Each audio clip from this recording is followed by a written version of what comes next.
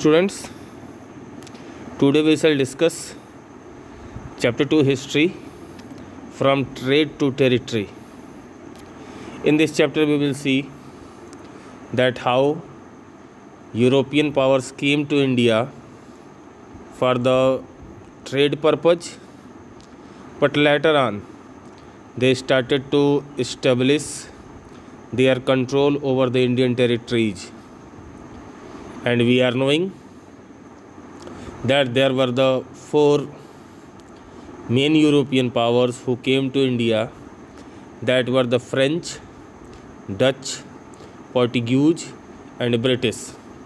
And later on, among these four, Britishers became the supreme power and they ruled the Indian territory for more than 200 years. So see here, the beginning of the 18th century in India saw the passing away of the last powerful Mughal ruler Aurangzeb.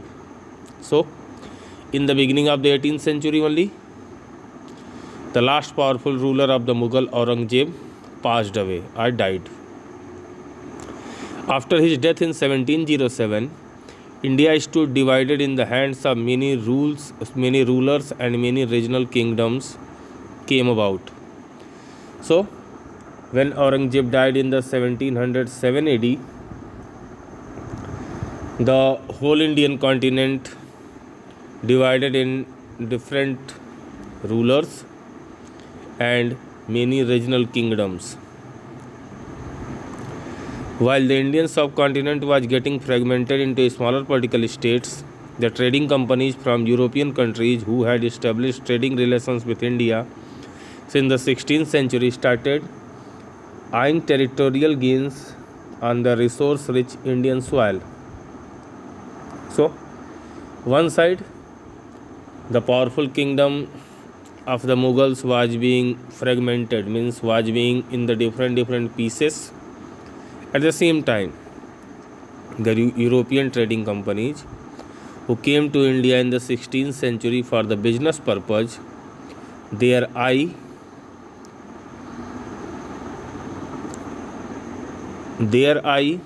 was on the rich natural resources of the India. In this chapter, we shall study how the British changed their position from a trading company to the rulers of the vast Indian territories.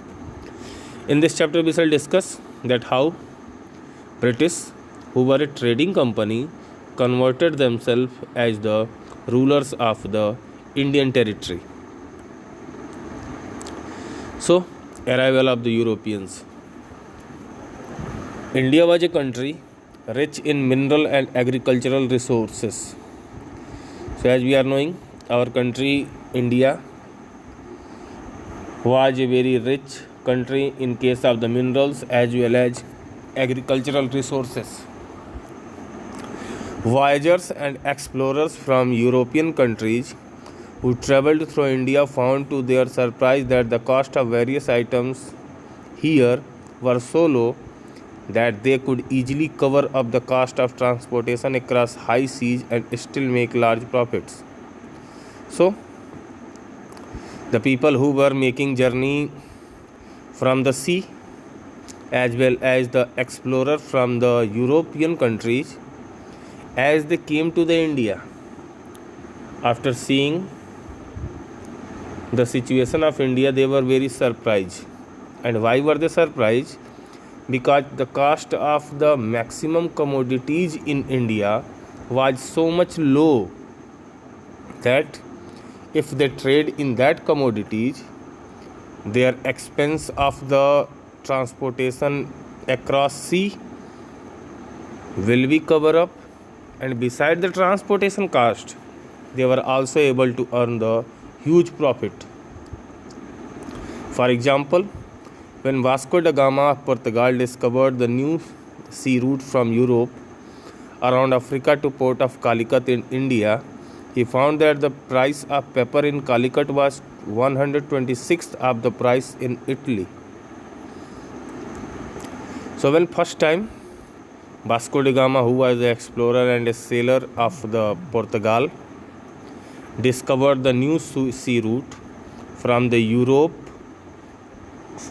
around the Africa to the Calicut, today's Calcutta. He saw that the price of the paper in the Calcutta or the Calicut was 126 times less than the price in the Italy. He carried huge cargo on his return journey, which sold for 60 times the cost of his voyage. Portugal eventually established a factory at Canamore.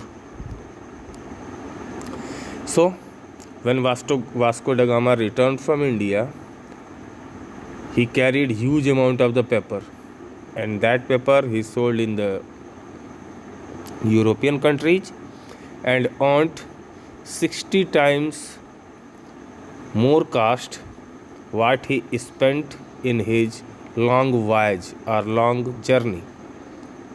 Later on, Portuguese established a factory at the Cananor. Such was the lure for the Europeans to trade with India, and because of this reason only, European powers wanted to trade with the India. The other attractions were saltpetre, required for the manufacture of gunpowder, indigo for dyeing of cloth, and cotton textiles of very fine quality. So the one thing of the attraction was the pepper. Beside that, saltpetre. What was this? This was a merchandise or item which was used to make the gunpowder.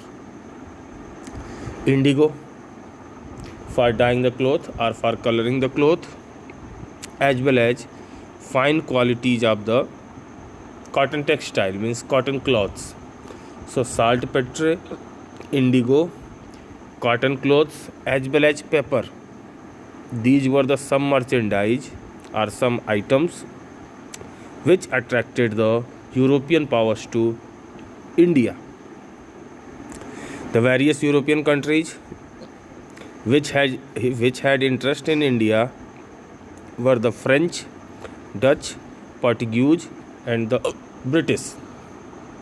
So, the various European powers which have a keen interest in India, they were the French, Dutch, Portuguese, and the British. Travelers from Spain and Danish also traded with India, but at a much smaller scale. Besides that, travelers of the Spain as well as the Danish country, they also traded with the India, but these Spanish and Danish traded with India for a very short duration of time. Now Europeans setting footholds in India. In this we shall see how different European powers came to India and established their base. First one, Portuguese. The Portuguese realized the advantages of trade with India and were the first to set sights on establishing trading centers in India. So Portuguese saw that what was the benefit to trade with the India, and we can say that Portuguese were the first who established trading centers in India. They established their merchants and agents in Cochin, Goa, and Daman. So the trade agents as well as merchants of the Portuguese established their trading centers in the Cochin, Goa, and Daman. To get into trade, they even had to fight small battles with the Arabs who were already trading from these areas. So for the trade purpose, Portuguese had to fight with the Arabs. And why they had to fight with the Arabs? Because Arabs before the Portuguese only trading from India by these areas. They also took advantage of the mutual rivalries of the Indian rulers. Portuguese also got the benefit of the conflict among the Indian rulers, because at that time Indian rulers were fighting among themselves. They went on to build forts and naval bases along the coast, which developed into settlements. So, they built the forts and established the naval base, means navy, to the coastal area, and slowly that area is converted into the human settlement, means maximum population started to live over there. With their own homeland passing into the hands of Spain in 1580 CE, they did not expand much on Indian soil and they remained concentrated in these locations only. In 1580, Portugal went into the hands of the Spain. Till that time, Portuguese didn't establish their control over the long part of India. They were established in these areas only, which were the Cochin, Goa and Daman. Now, Dutch. The Dutch established trading centers in India at Surat and Ahmedabad in Gujarat, Nagapattinam and Masulipattanaam on the eastern coast, and smaller centers like Chinsura, Bengal, Patna, Bihar, and Agra, Uttar Pradesh. So, like the Portuguese, Dutch also established their trading centers. But the establishments of the Dutch was on a larger portion comparison to the Portuguese. The areas which were established as a trading center by the Dutch were the Surat and Ahmedabad in the Gujarat, Nagapattinam and Masulipattanaam on the eastern coast of India, and some small centers were also there, which were Chinsura in the Bengal, Patna in the Bihar, and Agra in the Uttar Pradesh. They essentially purchased indigo silk, cotton textile, saltpetre and opium. Dutch were trading in the indigo, silk, cotton textile, saltpetre and opium. By the middle of the 18th century, the Britishers wiped off the Dutch centers in India. By the middle of the 18th century, Britishers drove away the Dutch, or they threw away the Dutch from the India. Now, French means France. Learning from the trading practices of the Portuguese, the Dutch, the British and the French also formed a trading company in 1664. By seeing the trade made by the Portuguese, Dutch and British, French also established their trading company in 1664. This was assisted by the French government in terms of loans and grants, which helped make rapid progress. And French governments also give loan and some concession to the traders of the France, and as a result of that, they made progress very quickly. They established settlement in Pondicherry, Mahe, Karikal and Chandernagore. French established their control over the Pondicherry, Mahe, Karikal and the Chandernagore. The first French factory was established in Surat in 1667. French established their first factory in the Surat in the year of 1667. Under the director generalship of Martin, the company founded the settlement of Pondicherry, which has left a distinct mark on the Indian subcontinent. Under the leadership of Martin, who was the director general, French made a settlement in the Pondicherry. And if we will visit the Pondicherry, we can see the influence of the French culture in that area. The French governor of Pondicherry, Dupleix, had a vision to establish the supremacy of the French over the British in India But after the initial successes in the Carnatic Wars, his military and diplomatic skills failed to match the British. The French governor of the Pondicherry, who was the Dupleix, he had a vision. What was that vision? To establish the supremacy of the French power over the British. But between the British and the French, war of Carnatic held on. In this war of Carnatic, initially, means earlier time, French got some success, but later on, the military and the diplomatic skill of the Dupleix became weak, and Britishers defeated them. Now the British. The advent of the Industrial Revolution gave rise to the need for more and cheaper raw materials on the one hand, and the markets to sell the finished goods on the other. By the Industrial Revolution, there was the need for more and cheap raw material, as well as there was the requirement of the market to sell their finished goods.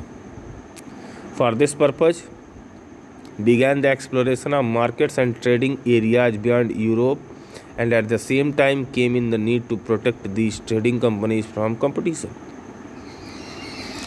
So for this purpose, means for the cheap raw material and markets, explorations started to being made by the European power across the Europe, and at the same time it was also need to protect the companies from the competition. The theory of mercantile trading companies came into being, which essentially dictated that some business enterprise needed protection from various tariffs, and for this purpose trading companies came into existence, and it was the view of the trading companies that they should get some tariffs, means some concessions, so that they can carry on their businesses.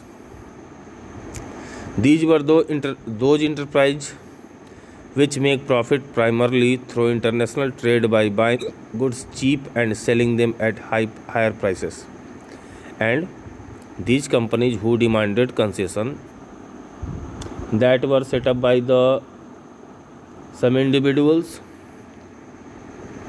and these companies earned huge profit. How?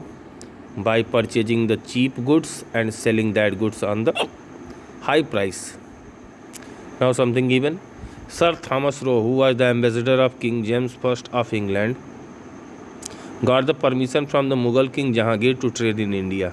So it was a Sir Thomas Roe, who was the ambassador of the King of England James I, who got permission from the Mughal Emperor Jahangir to trade in the India. So in 1600, the East India Company was awarded a charter from Queen Elizabeth I, and then ruler of England, granting in the exclusive right to trade with the East. So in 1600, East India Company of the England got a pact. Pact means we can say agreement from the Queen Elizabeth I that they have the right to trade in the East. This right gave them protection from competition from other British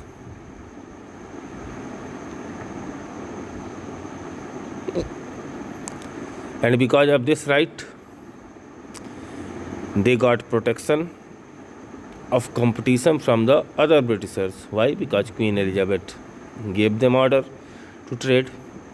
The consequence, the British ultimately realized that they would have take an administrative power from the Indian puppet Nawabs as to meet their requirements. The Britishers saw that they have to take the administrative power, means they have to take control over India from the Indian puppet Nawabs. Then only they can be able to fulfill their desires or requirements. After the victory in the Battle of Buxar, the company had established its dominance and had began to dictate terms over the local authorities. So after the victory in the Battle of Buxar, the company, means East India Company, established its control and started to interfere in the rules of the local authorities. Mir Jafar died in 1765 and his successor handed over powers of military and criminal jurisdiction to the company.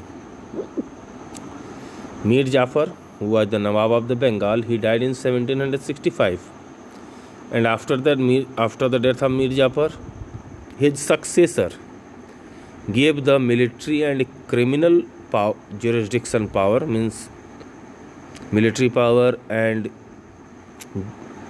jurisdiction, means power of the court, to the company. Awadh was resorted to Sujauddaulah. In return, Sujauddaulah gave the district of Kora and Allahabad, now Prayagraj, to the company.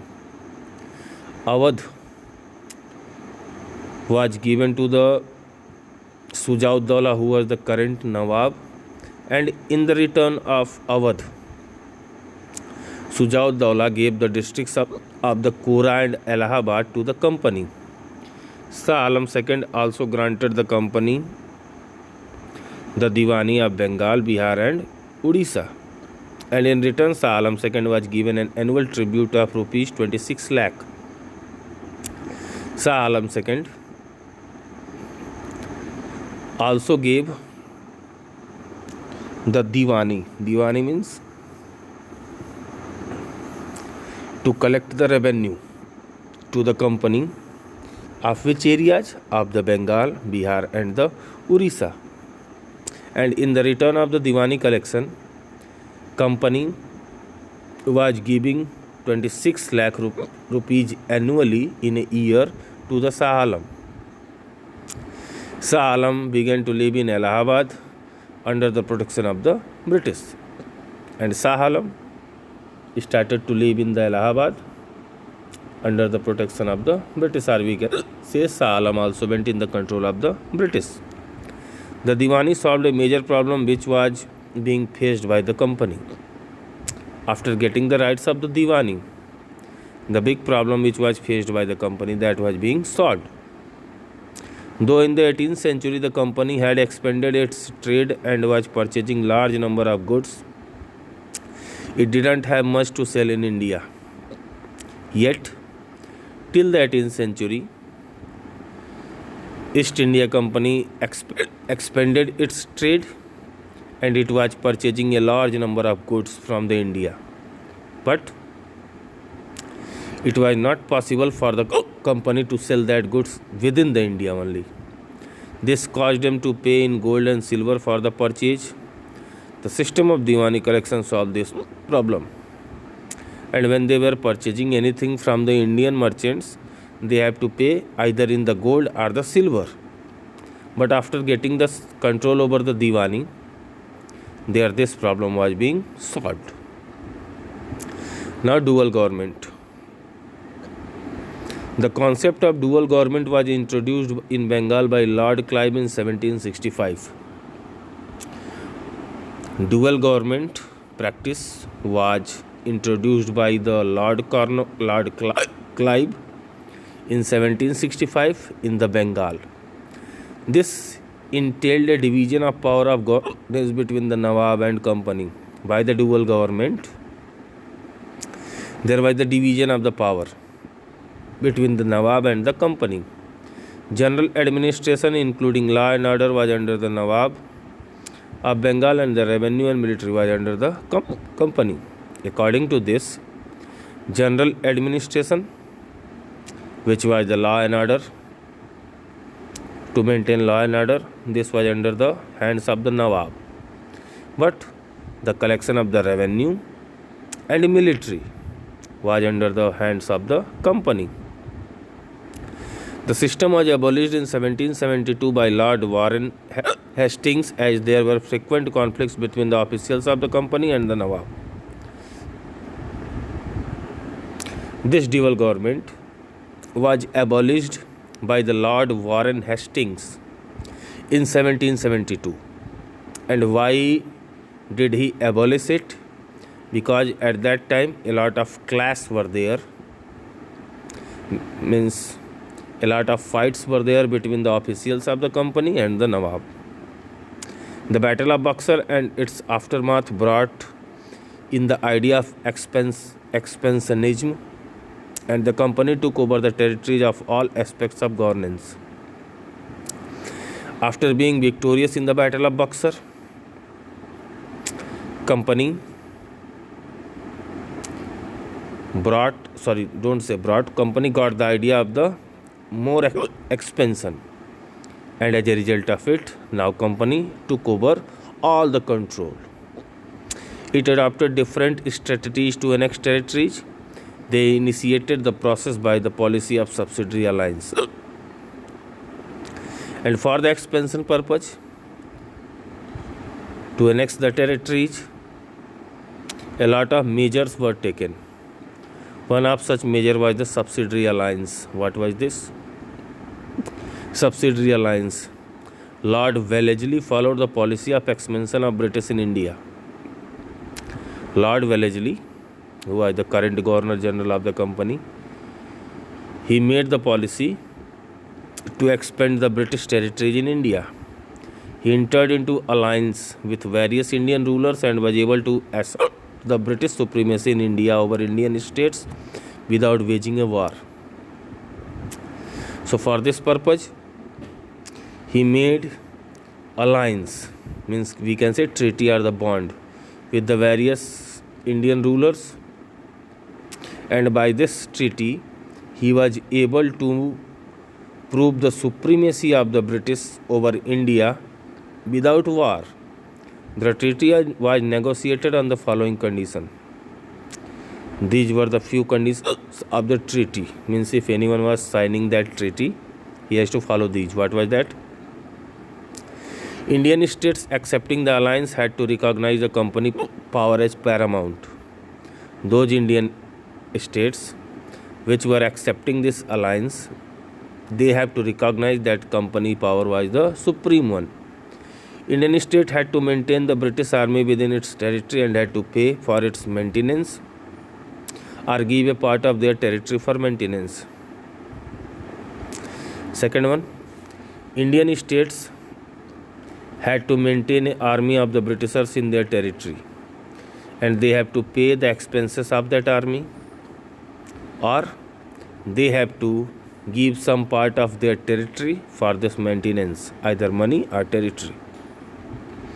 A British resident would be stationed in the court of the Indian states.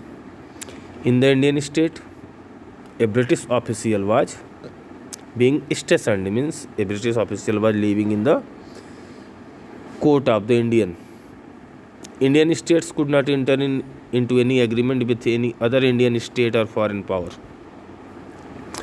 Indian states were also not allowed to make any type of agreement either by any other Indian state or with any foreign power. As a part of the alliance, the company would protect the Indian state against any external aggression.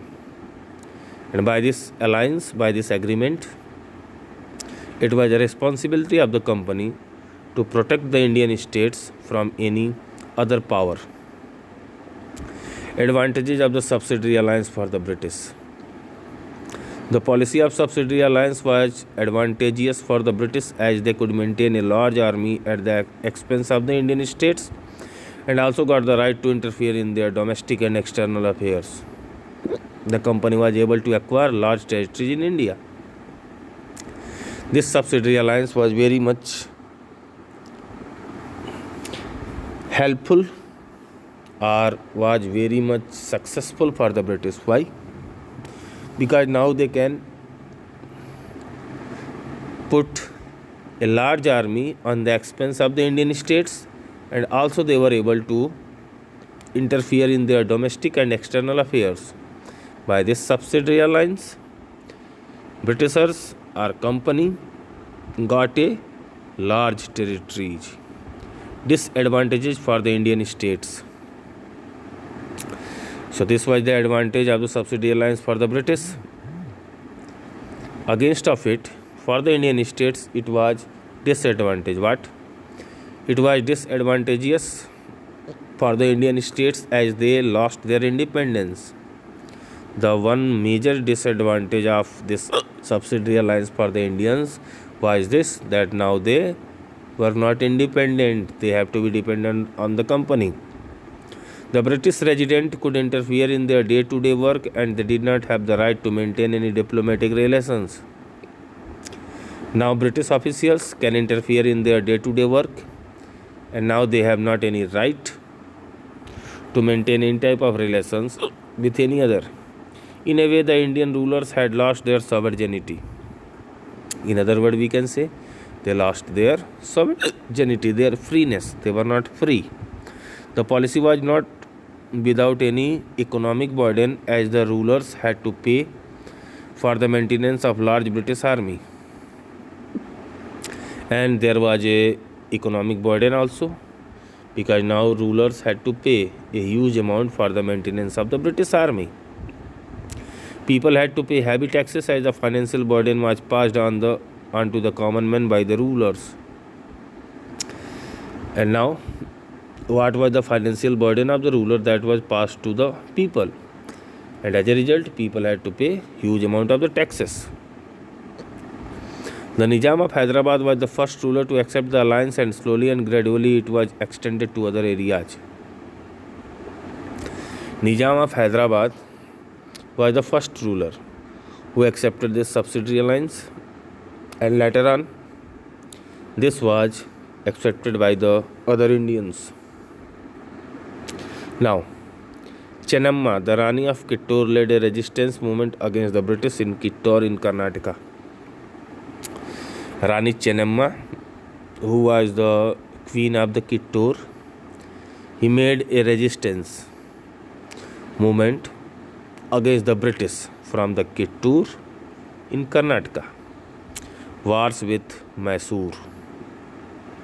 Mysore emerged as a powerful state under the able leadership of Hyder Ali and Tipu Sultan.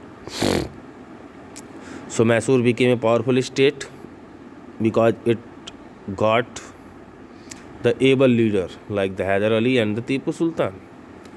The increasing influence of Hyder Ali and Tipu Sultan posed a challenge to the authority of British.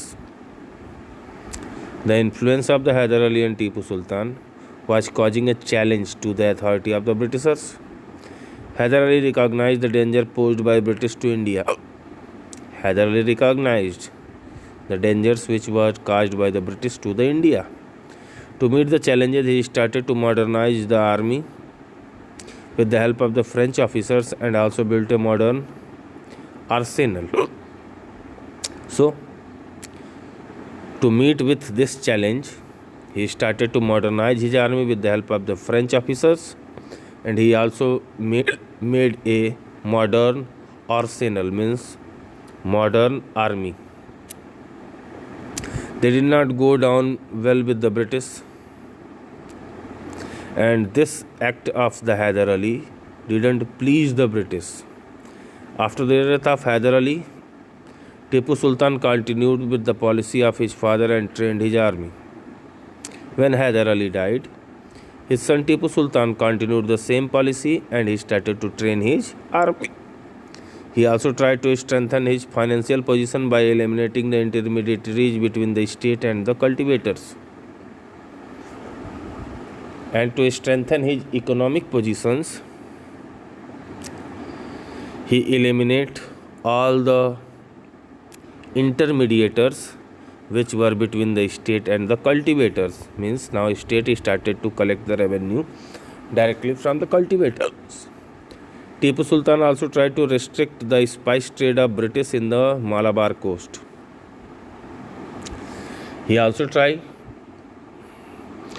to stop the spice trade of the Britishers from the Malabar coast. All this led to the Anglo-Mysore Wars, which were fought between 1767 and 1799. Because of all these work of the Tipu Sultan, wars led between the English and the Mysore, and these wars were fought between the 1767 and 1799. In the Third Mysore War, Tipu Sultan was defeated and made to sign the Treaty of Seringapatam in the year 1792. In the Third Anglo-Mysore War, Tipu Sultan was defeated, and after that he had to sign a treaty which came to be known as the Treaty of the Seringapatam in 1792. Tipu had to pay a huge amount to British and give away a large part of his territory. By this Treaty of Seringapatam, he had to pay a huge amount of money to the Britishers, as well as he has to give a large part of his territory. The fourth and the last Mysore War was fought in 1799, in which Tipu Sultan died fighting. The fourth and the last Anglo-Mysore War was fought in the 1799, and in that war Tipu Sultan died. The kingdom was divided among the British, the Marathas and the Nizam of Hyderabad.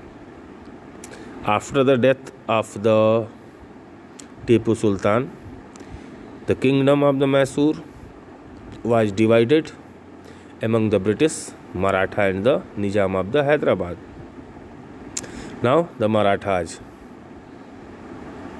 The Marathas became very weak after the Third Battle of Panipat in 1761. After the Third Battle of Panipat in 1761, Maratha power became very weak. Unity among the Maratha chiefs was destroyed, and they were divided into many states under different chiefs, namely as Bhosle, Gaikwad, Sindhia and the Holkar. And after the Third Battle of the Panipat, the unity among the Maratha chief was broken, and now they were divided into different states under the different leaders, and they were the Bhosle, Gaikwad, Sindhia and the Holkar. The Peshwa was nominal head of the confederacy. Now the Peshwa, he was only a nominal head. The British took advantage of their disunity and started to interfere in their internal affairs. This led to three Anglo-Maratha Wars, 1775 to 1818.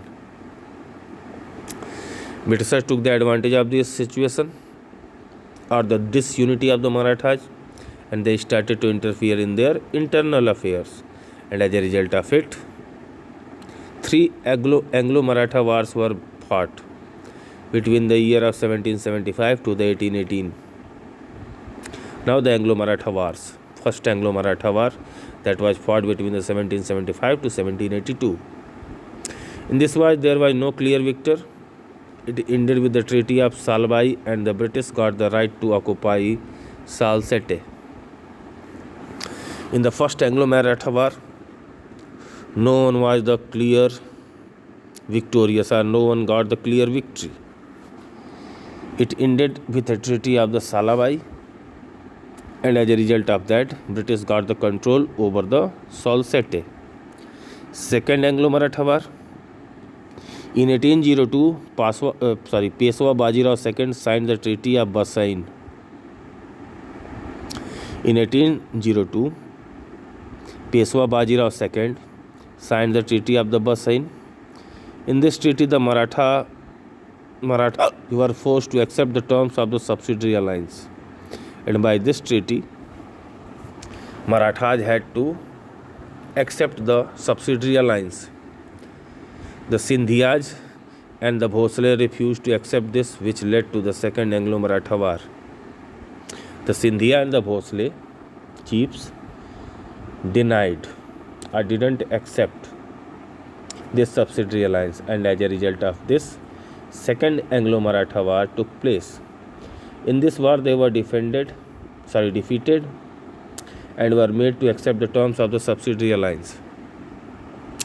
In this second second Anglo-Maratha War, Scindia and the Bhosle were defeated, and they had to accept the terms of the subsidiary alliance. The British gained control over Orissa, and the territories began between the Ganga and the Yamuna. By this, British got the control over the Orissa and the areas which were between the Ganga and the Yamuna rivers. The Peshwa became a disgruntled puppet in their hand. Now Peshwa became a puppet of the Britishers.